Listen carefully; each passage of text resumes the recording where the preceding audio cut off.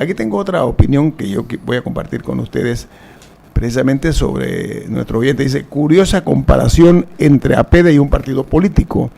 En realidad se trata del think tank más activo del país, con una influencia creciente, que ha sabido convertirse en un referente obligado en la vida del país. ¿Qué le parece, señor Cotes, usted como presidente de la APD?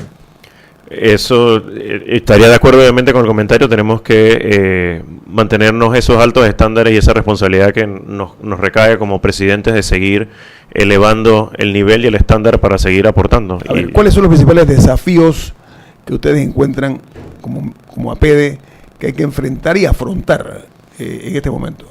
En este momento te diría sin duda que hay un tema de justicia y corrupción para que el sistema siga, y eso es importante verlo en estos momentos.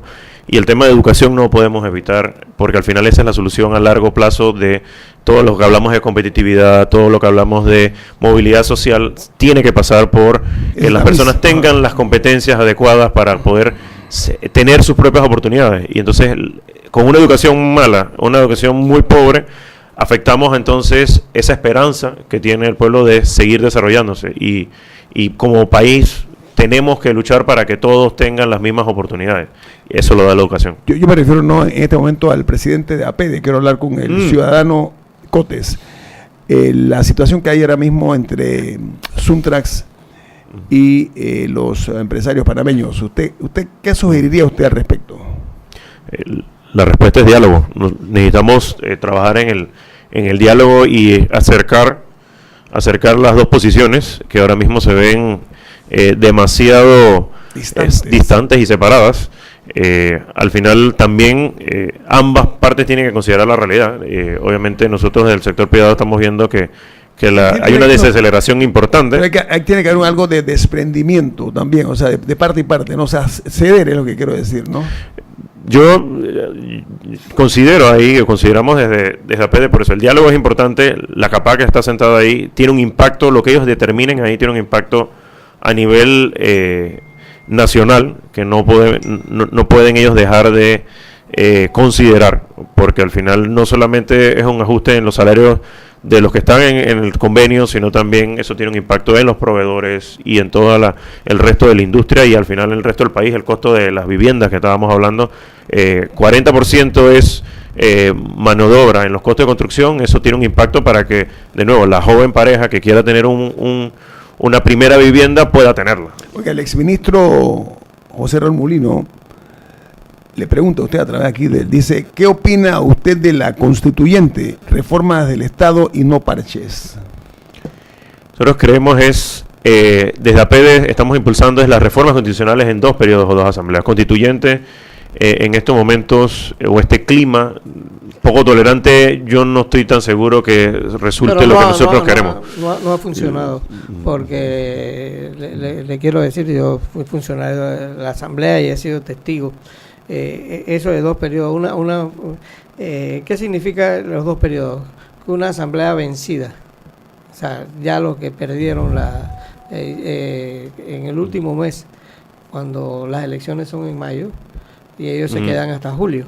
Entonces el segundo, esta asamblea que ya se sabe quién no se reeligió el otro año, entonces reforma la Constitución que aprueba el otro gobierno que ya ganó. Entonces eso... Pero mira, yo no lo veo del todo, ahí discrepo un poquito, yo no lo veo del todo negativo de que no tengan ya nada que perder, porque al contrario, entonces empiezan a legislar en función no de sus intereses, sino de el desprendimiento. Entonces puede jugar en ambas vías. Fuera el desprendimiento, pero las reformas, y ejemplo, aquí hubo una reforma que fue para el título del canal, y funcionó en el 95. Pero se hizo un referéndum, donde la gente votó no por la desaparición de la fuerza pública, y después en 2 asambleas la cambiaron, o sea, desobedecieron la voluntad popular. Entonces en esto hay que tener cuidado, porque eso de las 2 asambleas, en la práctica las reformas constitucionales han sido malas, no han sido buenas, y por eso tenemos el país que tenemos. A ver, otra pregunta. No nos hemos atrevido realmente. Una reforma constitucional la debe aprobar el pueblo en referéndum para que tenga esa fuerza y esa garra. Yo me opongo de salida a este sistema que le ha hecho daño a Panamá. Bueno, vamos a preguntarle al señor Cotes, hay un tema ineludible también para cualquier ciudadano responsable. El proyecto de ley 514, que es el que tiene que ver con los delitos y la imprescriptibilidad. Correcto. De los mismos estamos hablando de la reforma al artículo 51 del Código Penal. ¿Cuál es la posición suya, no de la APD? Y si quiere decirme la APD también, pero la suya con relación a esto, pero en particular las empresas involucradas en actos de corrupción, lo que están debatiendo ahora mismo, ¿cuál es la postura suya como ciudadano? Después de ver el anteproyecto, ahí nuestra duda nosotros si estuviéramos en el papel del presidente, vamos a ponerlo de esa manera, haríamos el veto parcial. Pues nosotros sí creemos que todo lo que tiene que ver con delaciones, si al final lo afectamos, porque la gente no canta y terminamos entonces siendo, ese es un mecanismo que en el 17 aprobamos como mecanismo eficiente para que hubiera, para que pudieran manifestarse cuáles son los actos de corrupción. Si ahora los coartamos, inhabilitándoles o siendo, entonces al final terminamos afectando todo lo que de alguna manera habíamos construido hace apenas 2 años. Pero permítame, en el tema de lo que es la delación, el concepto, la filosofía es delatar a los más altos jerarcas o componentes del acto delincuencial. En este caso las empresas, tendrían que denunciar si es un ministro o si es un presidente. Esa es parte del tema, ¿no? La delación, efectivamente, para que funcione tiene que ser es porque estás buscando un pez gordo. No puede, y la delación también implica que no necesariamente tú estás condenado. O sea, tú puedes ser colaborador en función de, digamos, el subcontratista que está viendo al contratista que está haciendo actos de corrupción. Pero si ese de alguna manera dice, yo para qué incentivo tengo de decir si al final de cuentas yo voy a tener una consecuencia por estar hablando. Entonces, no necesariamente es impunidad, es el mecanismo donde alguien está aportando información que debe poder evidenciar que en ese caso del contratista y subcontratista, el contratista está cometiendo acto de corrupción y el funcionario más arriba está también involucrado. Entonces, nosotros en esa línea, Transparencia Internacional y UGAS hizo unos pronunciamientos muy interesantes. Nosotros vamos en esa línea donde sí, necesitamos la ley de inscriptibilidad, pero tiene que tener estos ajustes para que al final también funcione. A ver, en Panamá uno de los reproches principales es la supuesta selectividad de la justicia. Y cuando hablo de selectividad, no únicamente que se hable de que se ha actuado contra exfuncionarios del pasado gobierno, sino también en el ciudadano común y silvestre. No es lo mismo un ladrón de un celular que un ladrón que se llevó millones de dólares del Estado. O sea, la agilidad de los procedimientos aparentemente discrepa del uno del otro. Y el descrédito de la imagen de la justicia panameña afuera es más visible que adentro. Estamos todavía nosotros a la espera de que la justicia accione y reaccione conforme a los tiempos de la justicia, por supuesto. Pero ¿siente usted que hay algún tipo de dilación provocada o lentitud en el actuar de los operadores de justicia, señor Cotes? Sí, ahorita mismo es evidente, y no solamente en los casos de alto perfil, de que hay muchos casos que ni siquiera han llegado están en preventivo y ni siquiera han llegado a juicio. ¿Se justifica eso, señor Cotes, en su opinión? Para nada. Ahí, y de nuevo, lo que tenemos, y en parte de las reformas que hay que hacer a la Constitución, es el tema de la mayor independencia, y la independencia empieza también desde el punto de vista presupuestario, porque el MEF no es el que debe decidir por el órgano judicial.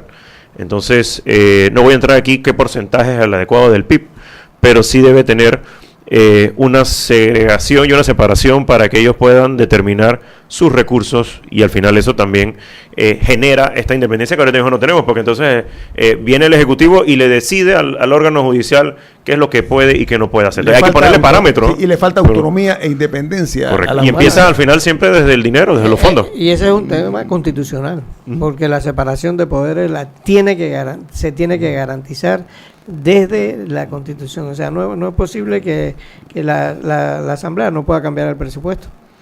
O sea, lo que está diciendo aquí el invitado Rubén no es el tema, sino que mientras el Ejecutivo controle el presupuesto de la Asamblea o del órgano judicial, que es el que estamos hablando. No, por eso, comencé por la Asamblea. El factotum ahí hasta ahora lo ha sido. Y ni hablar del judicial. O sea, aprieta y afloja dependiendo de sus intereses. El interés del Ejecutivo. Exacto. Lo que hay que poner es topes. ¿Y cuáles son los topes? Y eso discutamos cuáles son los topes. Pero que tienen que tener independencia, Y que la Asamblea también pueda cambiar el presupuesto de la nación. Si no, entonces, ¿cuál es la separación de los poderes? Funciona como premio y castigo. El problema es que hasta ahora ha sido. Me explico. Si es complaciente la Asamblea, pero le afloja. se le quitó esa función a la Asamblea y eso le ha hecho daño a la democracia panameña. Yo creo que la separación de poderes en Panamá implica eso y nosotros tenemos que hacerlo, porque lo que más puede suceder es lo que le sucedió a la presidenta Mireya Moscoso, que el PRD en un acto que no fue bien visto en aquella, la dejó sin presupuesto y eso es el único mecanismo que tiene la Asamblea para protestar. Pero la señora sobrevivió, hay que decirlo. Sobrevivió porque tuvo el manejo. No hay que decirlo. Porque la democracia tiene sus válvulas de seguridad. La expresidenta. Ahora estamos sin magistrado. Y ahora quedamos sin magistrado y el país funciona. Y a lo mejor funciona mejor. No, Rubén, es que aquí no se ha medido el impacto de eso. Creo que en el tiempo se va a entender. Ahora mismo, como hay tantos escenarios abiertos, y lo digo de esta manera, no sé si son provocados o no, y lo digo de cara a quien le corresponda, no sé si son escenarios que se provocan para mantener distraída la opinión pública, pero este tema de la ausencia de una Corte Suprema completa, o digamos nosotros incompleta, es lesiva para la democracia y va a quedar en la historia. Ustedes se acordarán, en esta campaña política ese va a ser un tema que va a surgir, entre otras cosas. Sí. Y no solamente, de hecho, corrijo, no solamente son los dos magistrados, son los suplentes también. Claro. Estamos hablando entonces al final de 2 más 3, sí. Entonces al final tenemos una corte que está truncada, vamos a ponerlo. Coja. Oiga, don Héctor Cotes, presidente de la PD, gracias por estar esta mañana aquí en Infoanálisis. Gracias por la invitación y a la orden siempre. Y le deseo suerte en los retos que le corresponde a usted como presidente de esa importante organización enfrentar y seguir aportando al progreso del país. Muy amable. El equipo de Análisis. Rubén Darío Murgas. Que hoy está cumpliendo años, cumple 48 años, señor Murgas, para que quiera jugar la lotería. Y Guillermo Antonio Adames, les saludamos. Que tengan un excelente fin de semana.